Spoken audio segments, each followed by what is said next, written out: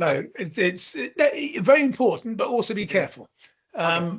Because it is very important, because it can break the tension, it can lighten things, it can something, it's something actually that, I mean, as an ex-armed forces guy, it's something the armed forces use a lot, and even the Royal Marines, Mm.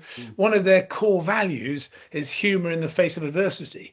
Have that as a core value, and yet you're an extreme fighting force is quite extraordinary. So it can be very, very powerful. But you also got to be conscious that you want the humor to be inclusive and not distracting and all these things. And I remember on the race once, I learned two things, which is quite funny. One about the use of humor and one about feedback, and how to give and get feedback. And we were just sailing along, and as a skipper, I've been sailing all my life, you get so attuned with the boat that if I'm asleep and the crew aren't sailing the boat really well, I wake up because I can feel the boat isn't taut and she's not moving as she should. There's a slackness to it all, and we're going along, lovely sunny afternoon, and one of the team was on the helm, and I just came up on deck and said, "Are you signing your name in the wake?" In other words, a bit of humour about leaving a wiggly track behind you. And oh, sorry, skipper, and focus, and off they went. Thought nothing of it. Has a bit of humour. Maybe I got away with it. It's all good.